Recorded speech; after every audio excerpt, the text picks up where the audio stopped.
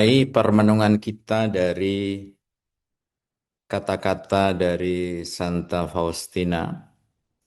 Saya kali ini mengambil tema yang berkaitan dengan akal sehat. Alasan sepintas yang saya berikan adalah seringkali dalam konteks kita dengan masyarakat Indonesia, itu seringkali iman Kristiani itu dianggap kurang masuk akal. Apalagi kalau berkaitan dengan ajaran-ajaran yang terkait dengan Trinitas. Sehingga banyak sekali di aneka macam media sosial muncul aneka macam pemahaman yang kurang tepat. Maka kali ini saya mengajak dalam konteks permenungan kita mencari pemahaman Santa Faustina berkaitan kaitan antara iman dan akal budi. Mari kita awali dengan doa pembukaan. Silahkan diklik selanjutnya. Marilah kita berdoa. Dalam nama Bapa dan Putra dan Roh Kudus. Amin. Tuhan Allah sumber segala kebenaran, kami datang ke hadapan-Mu dengan hati yang rindu mengenal-Mu lebih dalam. Terangilah akal budi kami agar mampu memahami kehendak-Mu. Dan kuatkan iman kami supaya tetap setia berjalan dalam kebenaran. Semoga melalui renungan ini iman kami bertumbuh bukan hanya dalam rasa, melainkan juga dalam pengertian dan kebijaksanaan demi Kristus Tuhan dan pengantara kami. Amin.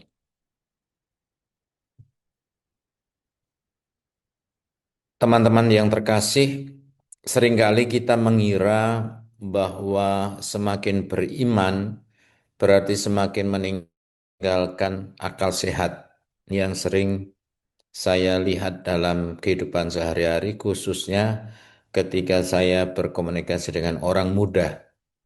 Orang-orang muda itu seringkali melihat akal sehat atau ilmu pengetahuan, logika itu bertentangan dengan iman kepercayaan.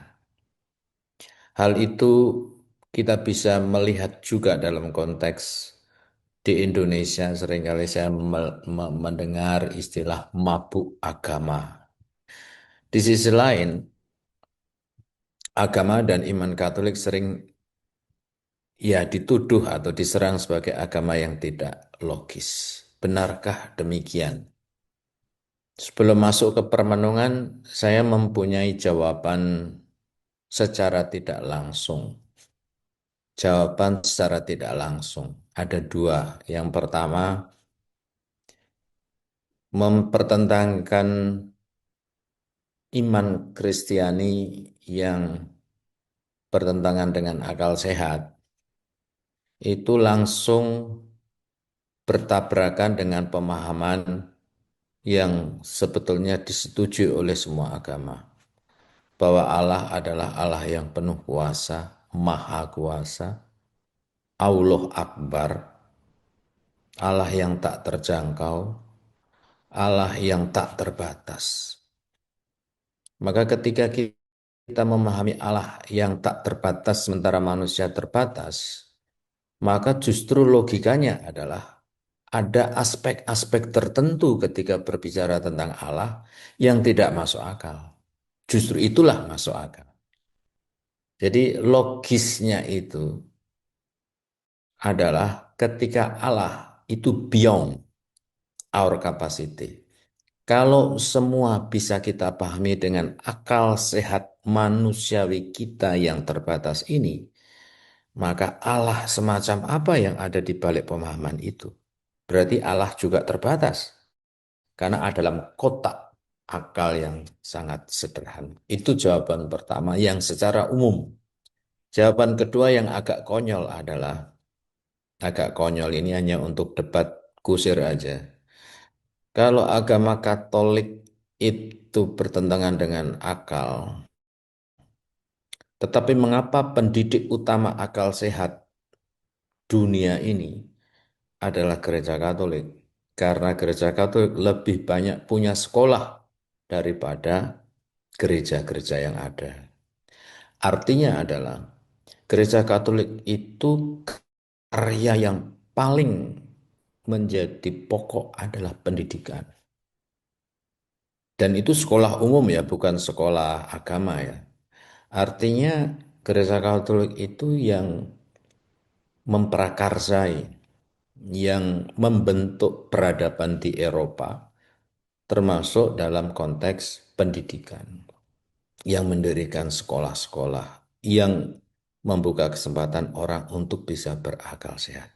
Nah itu jawaban dua hal. Tapi sekarang mari kita cari bagaimana kita semakin beriman dan berakal sehat berdasarkan iman dan yang diyakini oleh Santa Faustina. Selanjutnya, Santa Faustina mengingatkan kita bahwa iman sejati justru tidak lahir dari perasaan semata, melainkan dari akal budi yang diterangi oleh kehendak Allah. Ia menulis bahwa jiwanya harus dipimpin oleh akal sehat dan kehendak Tuhan, bukan oleh emosi yang berubah-ubah. Ini menegur kita, apakah keputusan rohani kita sungguh lahir dari doa dan pertimbangan yang jujur, atau hanya dari dorongan sesaat, dari emosi sesaat. Kita mengenal aneka macam doa, doa yang sangat ekspresif ya, yang sangat impresif, ekspresif. Kita mengenal doa karismatik.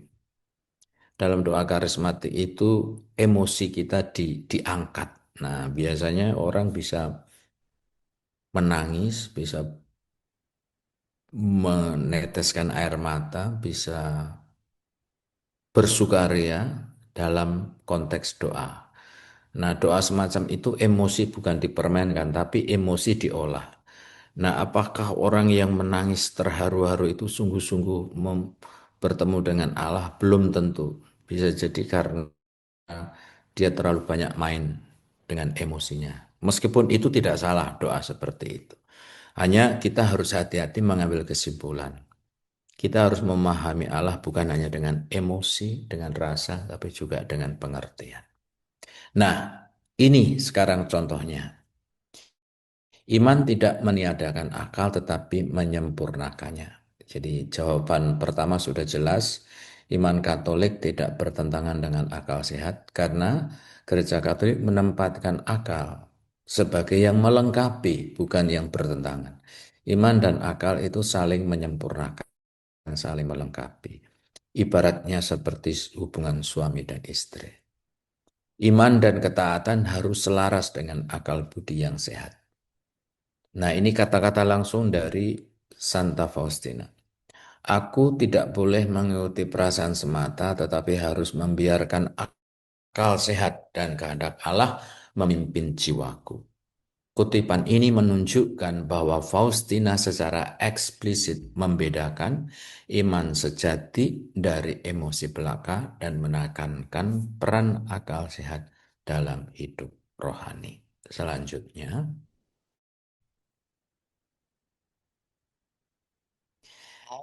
pemahaman yang harus masuk dalam iman kita, kebenaran ilahi tidak bertentangan dengan kebenaran ciptaan, dengan akal sehat, dengan alam.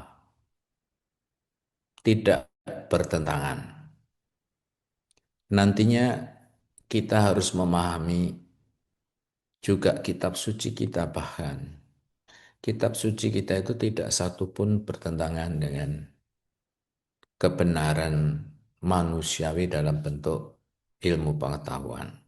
Kalau kita juga memahami bahwa kitab suci kita itu adalah buku iman. Tapi kalau kita memahami kitab suci seperti buku sejarah completely, buku sejarah, buku ilmu pengetahuan, ya akhirnya nanti akan banyak hal-hal yang bertentangan bertentangan dengan ilmu pengetahuan. Bahwa kitab suci itu bukan ilusi, bukan fiksi, itu nyata, ya benar, tapi secara detail tidak semuanya itu terjadi as it is, seperti itu adanya. Kalau kita memahaminya itu letterlek seperti itu, nanti kita akan banyak berbenturan dengan ilmu pengetahuan. Maka sekali lagi ditegaskan oleh Santa Faustina, tidak ada yang bertentangan. Allah adalah kebenaran, maka segala yang sungguh benar tidak dapat bertentangan dengannya. Kata-kata langsung, Allah adalah kebenaran tertinggi, tidak mungkin ia bertentangan dengan apapun yang benar. Pernyataan ini adalah dasar metafisik bahwa kebenaran iman dan kebenaran rasional tidak mungkin saling meniadakan. Selanjutnya, maka mari kita merenungkan bersama. Dua dari pernyataan langsung dari Santa Faustina. Sebenarnya saya menemukan banyak sekali kata-kata Santa Faustina yang berkaitan dengan mari beriman dengan akal sehat, tetapi saya mengambil dua kutipan. Dari dua kutipan itu mari kita merenungkan bersama. Tuhan juga tidak pernah menuntut ketaatan yang buta dan irasional. Ketaatan yang sejati selalu selaras dengan kebenaran dan akal sehat. Maka, ketika kita diminta taat dalam gereja, keluarga, atau panggilan hidup, Tuhan tidak sedang mematikan akal kita, melainkan mengundang kita untuk mempercayakan akal itu kepadanya. Selanjutnya, lebih jauh, Santa Faustina menegaskan bahwa Allah adalah kebenaran tertinggi. Karena itu tidak mungkin Allah bertentangan dengan kebenaran apapun, termasuk kebenaran yang kita temukan dalam alam dan ilmu pengetahuan. Jika tampak ada pertentangan antara iman dan akal, antara gereja dan sains, di sanalah kita diajak untuk rendah hati. Mungkin yang perlu diperbaiki bukan iman, melainkan pemahaman kita. Selanjutnya, renungan ini, teman-teman yang terkasih, mengajak kita untuk bertumbuh dalam iman yang dewasa, iman yang tidak ritualistik, iman yang hanya melihat dari sisi yang kelihatan dan hanya menekankan aturan. Tetapi iman yang berani berpikir, berani bertanya, dan tetap rendah hati di hadapan misteri Allah. Semakin kita mengenal kebenaran dari manapun datangnya, semakin kita sebenarnya sedang melangkah mendekat kepada sang kebenaran itu sendiri. Selanjutnya, mari kita hening sejenak, kemudian kita tutup dengan doa dan berkatnya.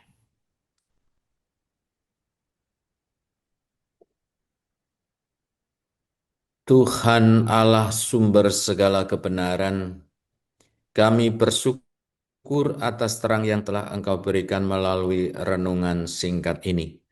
Biarlah akal budi kami semakin diterangi untuk memahami kehendak-Mu, dan iman kami dikuatkan agar setia berjalan dalam kebenaran-Mu. Tuhan, terangilah akal budi kami, agar kami mengenal kebenaran-Mu, dan kuatkanlah iman kami, agar kami setia hidup menurut kehendak-Mu. Terpujilah Engkau, kini dan sepanjang segala masa. Tuhan bersamamu. Tuhan bersama. Kita sekalian senantiasa diberkati, dilindungi, dan didampingi oleh Allah yang Maha Kuasa, Bapa dan Putra dan Roh Kudus. Amin. Amin.